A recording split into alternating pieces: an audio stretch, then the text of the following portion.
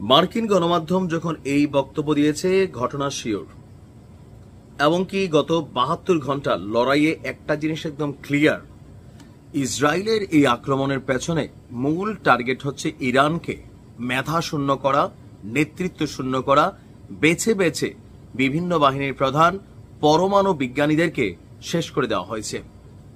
প্রায় 11 জন পরমাণু বিজ্ঞানী শাহাদাত বরণ করেছেন। প্রত্যেকটা বাহিনীর মূল প্রধানরা শাহাদাত বরণ করেছেন।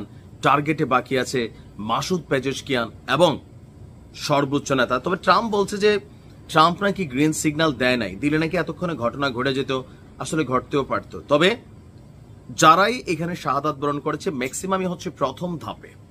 দ্বিতীয় ধাপে প্রেসিডেন্ট মাসুদ পেজেশকিয়ান এবং খামেনি সাহেব দুজনেই নিরাপদ আছেন বলে আশ্বস্ত করেছেন ইরানের গণমাধ্যমগুলো বা বিভিন্ন সূত্রগুলো। এর মাঝখানে এই যে গতকালকে রাত থেকে আবারও যে অভিযান চলছে, এর মাঝখানে বিভিন্ন ঘটনা ঘটছে। ইরানকে সার্বিকভাবে পশ্চিমারা চাপ দিচ্ছে যেন এটা একটা বিরতির দিকে নিয়ে আসে, ইরান যেন পাল্টা অভিযান আর না চালায়। বাট ইরান কি বলছে? দর্শক, ইরানের বক্তব্যে আমি খুশি, লড়াই যেহেতু বাঁচছে, ক্ষয়ক্ষতি যেটা